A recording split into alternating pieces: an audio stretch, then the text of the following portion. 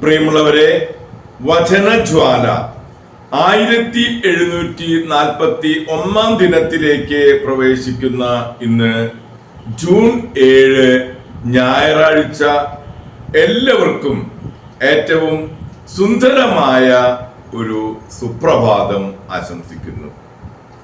ദൈവത്തിന്റെ ദിവസം പരിശുദ്ധമായി ആചരിക്കുന്ന ഇന്നത്തെ പൊൻസുദിനത്തിൽ നമ്മള് എസെക്കിയേലിന്റെ പുസ്തകം 25-ാം അധ്യായം 1 മുതൽ 17 വരെയുള്ള തിരുവാക്യങ്ങളാണ് ഇന്ന് ശ്രമിക്കുക. അമ്മോന്യർക്കെതിരെ കർത്താവ് എന്നോട് അരുളി ചെയ്തു, മനുഷ്യപുത്ര, അമ്മോന്യരുടെ നേരെ തിരിഞ്ഞ് അവർക്കെതിരെ പ്രവചിക്കുക. അമ്മോന്യരോട് പറയുക, ദൈവമായ കർത്താവിന്റെ വചനം ശ്രവിക്കുവിൻ.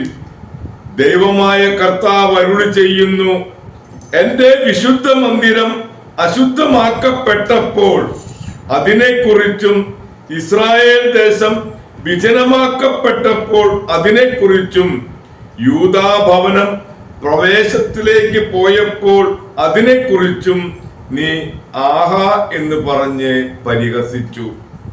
അതിനാൽ ഞാൻ നിന്നെ പൗരസ്ത്യർക്ക് അവകാശമായി കൊടുക്കാൻ പോകുന്നു. അവർ നിന്നിൽ പാളയമടിച്ച് വാസമുറപ്പിക്കും. അവർ നിനക്കുള്ള ഫലം ഭക്ഷിക്കുകയും പാൽ കുടിക്കുകയും ചെയ്യും. ഞാൻ റബ്ബായെ ഒട്ടകങ്ങൾക്ക് മേച്ചിൽ സ്ഥലവും അമ്മോന്യരുടെ നഗരങ്ങളെ ആട്ടിൻപറ്റങ്ങൾക്ക് താവളവുമാക്കും. ഞാനാണ് കർത്താവെന്ന് അപ്പോൾ നീ അറിയും. ദൈവമായ കർത്താവ് അരുളി ചെയ്യുന്നു, ഇസ്രായേൽ ദേശത്തിനെതിരെ നിന്റെ ഹൃദയത്തിലുള്ള ദുഷ്ടത നിമിത്തം കൈകൊട്ടി തുള്ളിച്ചാടി ആഹ്ലാദിച്ചതിനാൽ ഞാൻ നിനക്കെതിരെ എന്റെ കരമുയർത്തുകയും നിന്നെ ജനതകൾക്ക് കവർച്ച ചെയ്യാൻ വിട്ടുകൊടുക്കുകയും ചെയ്യും. ജനതകളിൽ നിന്ന് നിന്നെ ഞാൻ വിച്ഛേദിക്കും. രാജ്യങ്ങളുടെ ഇടയിൽ നിന്ന് നിന്നെ ഞാൻ ഉന്മൂലനം ചെയ്യും. നിന്നെ ഞാൻ നശിപ്പിക്കും. ഞാനാണ് കർത്താവ് എന്ന് അപ്പോൾ നീ അറിയും. മോവാബിനെതിരെ ദൈവമായ കർത്താവ് അരുളി ചെയ്യുന്നു, യൂദാ ഭവനം മറ്റ് ജനതകളെ പോലെയാണെന്ന് മോവാബ് പറഞ്ഞതുകൊണ്ട് മോവാബിന്റെ പാർശ്വങ്ങളായ അതിർത്തി നഗരങ്ങൾ ഞാൻ വെട്ടിത്തുറക്കും. രാജ്യത്തിന്റെ മഹത്തായ ബത്സൈദാ, ശിമോത്ത്, ബെൽമേയോൻ, കരിയാത്തീം എന്നീ നഗരങ്ങൾ, അതിനെയും ഞാൻ അമ്മോന്യരോടൊപ്പം പൗരസ്ത്യർക്ക് അവകാശമായി കൊടുക്കും. അത് ഒരിക്കലും സ്മരിക്കപ്പെടുകയില്ല. മോവാബിന്റെ മേൽ ഞാൻ ശിക്ഷാവിധി നടത്തും. ഞാനാണ് കർത്താവെന്ന് അവർ അപ്പോൾ അറിയും. ഏദോമിനെതിരെ ദൈവമായ കർത്താവ് അരുളി ചെയ്യുന്നു, യൂദാ ഭവനത്തോട് ഏദോം പ്രതികാര ബുദ്ധിയോടെ ക്രൂരമായി പെരുമാറിയിരിക്കുന്നു. ആകയാൽ ദൈവമായ കർത്താവ് അരുളി ചെയ്യുന്നു, ഏദോമിനെതിരെ ഞാൻ കരമുയർത്തും. മനുഷ്യരെയും മൃഗങ്ങളെയും അവിടുന്ന് നീക്കിക്കളയും. ഞാൻ അതിനെ വിജനമാക്കും. തോമാൻ മുതൽ ദാദാൻ വരെയുള്ളവർ വാളിനിരയാകും.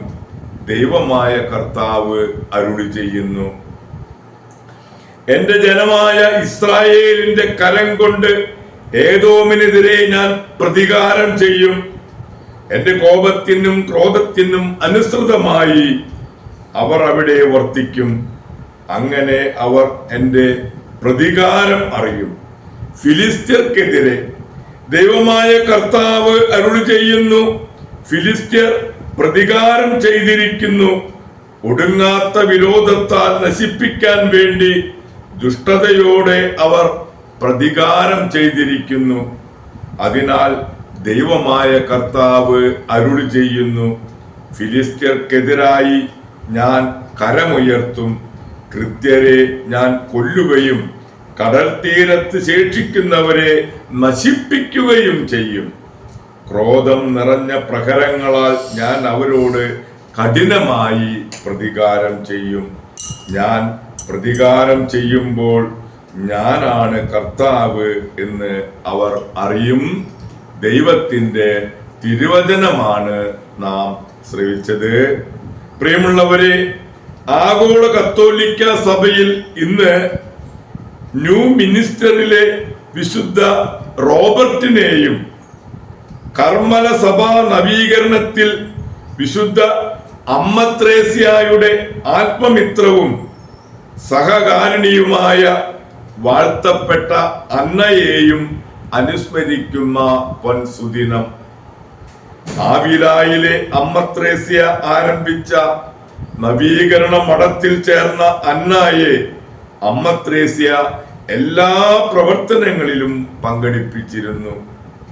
ആൽബേദെ തോർമാസിൽ അമ്മ ത്രേസ്യ മരിച്ചതും അന്നയുടെ മടിയിൽ കിടന്നായിരുന്നു. അന്നയുടെ ജീവിത വിശുദ്ധിയും പ്രാർത്ഥനാ ശക്തിയും മുഴുവൻ നാട്ടുകാരും ആദരിക്കുകയും 1626 പരിശുദ്ധ ത്രിത്വത്തിന്റെ തിരുനാൾ ദിനം ഈ ലോകത്തിൽ നിന്ന് യാത്രയാവുകയും ചെയ്തു. പ്രിയമുള്ളവരെ, വിശുദ്ധ റോബർട്ടിനെയും വാഴ്ത്തപ്പെട്ട വിശുദ്ധ അന്നായുടെയും മാധ്യസ്ഥം യാചിച്ച് നമുക്കിന്നത്തെ ഈ നല്ല ദിവസത്തിലേക്ക് പ്രവേശിക്കാം. എല്ലാവർക്കും നല്ല ഒരു ഞായറാഴ്ച ദിവസം ആശംസിക്കുന്നു. ദൈവം നമ്മെ ഓരോരുത്തരെയും സമൃദ്ധമായി അനുഗ്രഹിക്കട്ടെ.